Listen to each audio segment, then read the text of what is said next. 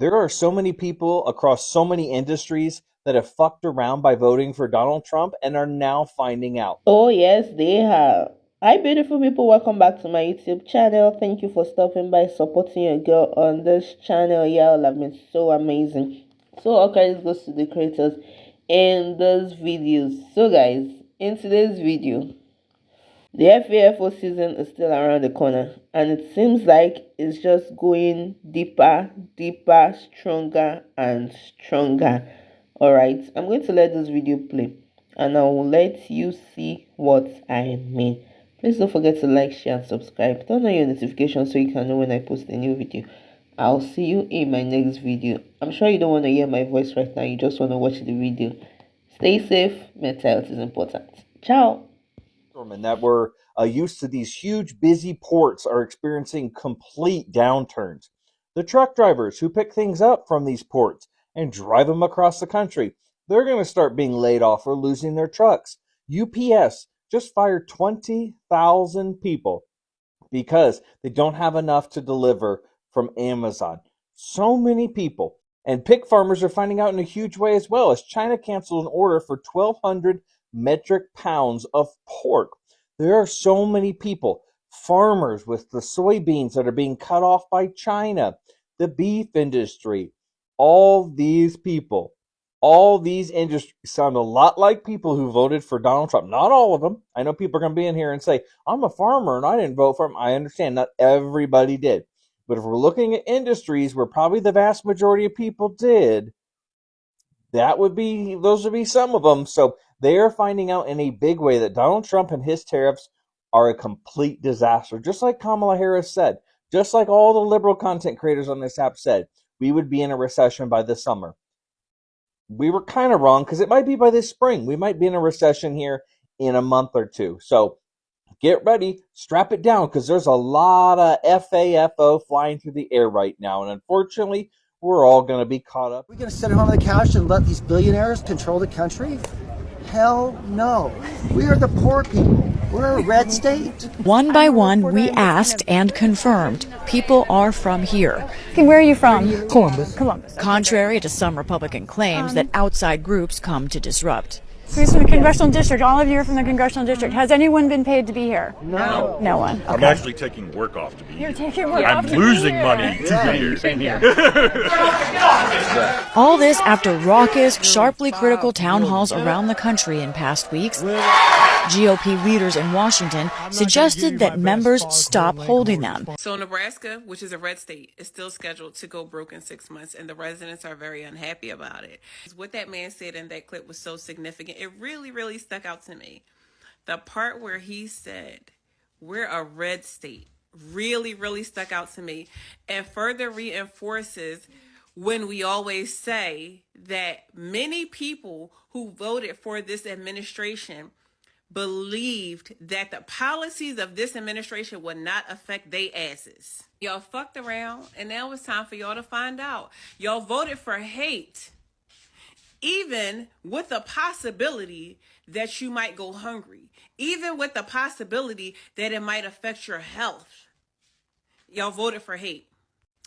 Congratulations on getting what you voted for. Elon Musk is advertising Trump 2032 hats, not only teasing the idea that he could run for a third term, but that he would actually run for a fourth term as well. Take a look at what Elon Musk posted. He says, think ahead with the most entertaining outcome, Trump 2032. And before you say, oh, this is master level trolling from Elon Musk and Donald Trump, the left is so triggered. Yeah, I am triggered because Donald Trump is absolutely serious about running for a third term. And this bullshit from Elon Musk right here is just to distract from that fact and make it seem like a joke that he's actually going to run for a fourth term as well. This is just to set up the real possibility that he wants to run for a third term, and that would be an absolute nightmare for this country. And maybe Donald Trump is teasing a third term because everything he promised he would do on day one and in his first 100 days has been a total failure so far. He hasn't lowered the price of groceries. He hasn't solved overseas wars like he said he would do with the snap of a finger. He's a total joke and has no actual plan to make your life better. Buddies at work's talking about, do you not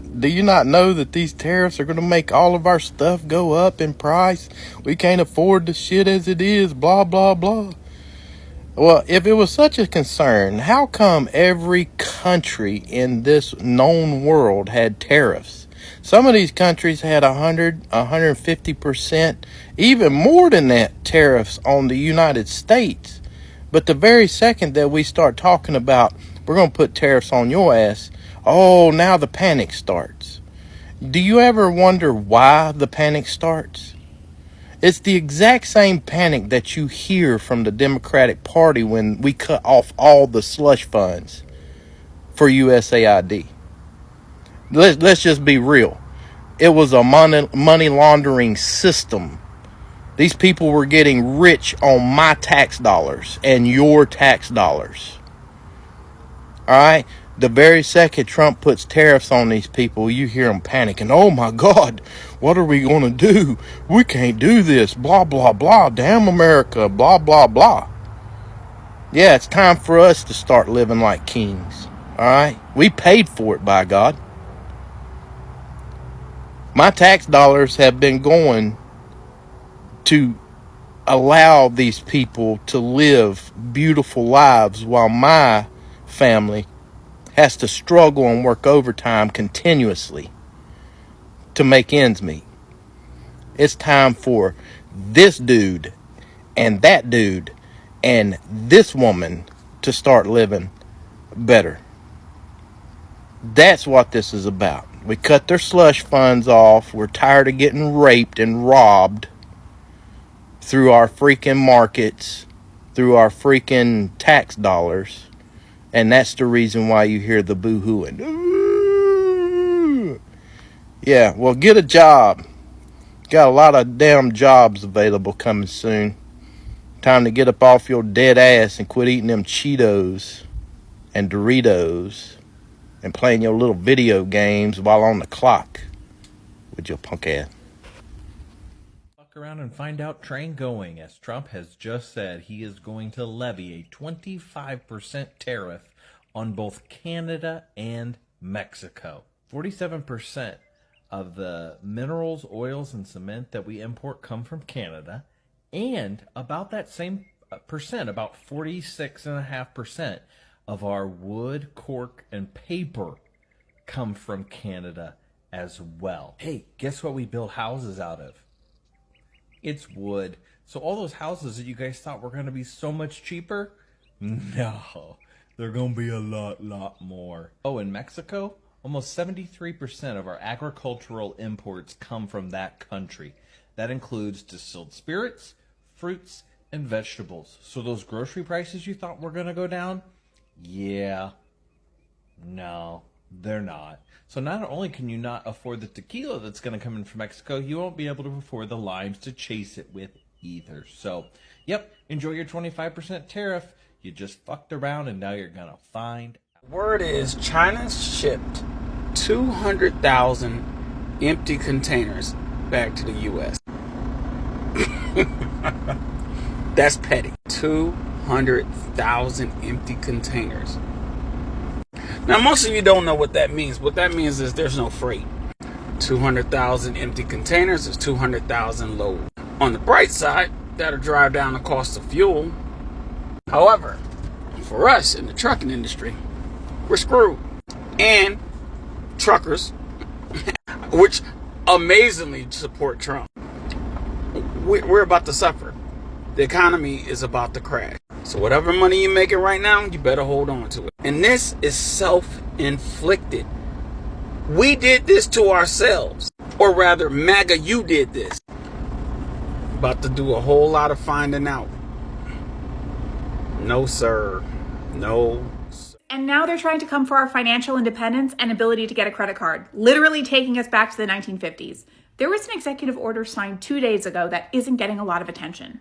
Restoring equality of opportunity and meritocracy. Yes, this was signed by you-know-who 2 days ago, and it could have really significant impacts on women and minorities when it comes to their finances. This executive order is targeting both parts of the Civil Rights Act as well as the Equal Credit and Opportunity Act.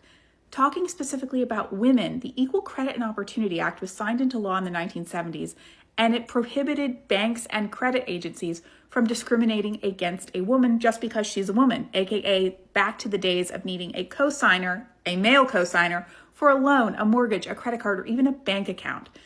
Now, here's the thing. Only Congress can actually change that law. It's important to be aware of this because we need to keep an eye out in the House and the Senate for any similar legislation.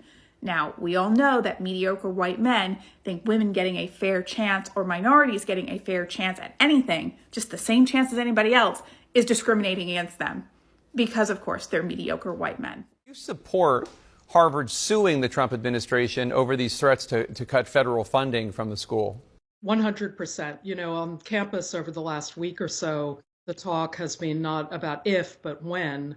And we have been very eager to see our university take the lead in standing up to these very patently illegal actions that violate the First Amendment, among other things. When asked about the university's battle with the Trump administration, a Harvard employee who wanted to remain anonymous tells CNN, quote, "Nothing has united Harvard's deeply fractured campus more," unquote, "than Trump taking you guys on." Do you agree? I absolutely do agree. You know, I think one of the, from my point of view, positive things about the very difficult times we've been experiencing since October 7th, 2023, is that the faculty and staff and students have really pulled together more around ideas of what universities are for. And I think that actually puts us in a strong position now to stand up for what higher education means for this country, for the world, and to defend it against what seem to many of us to be just crazy and frankly very self-destructive attacks that are not in the nation's interest.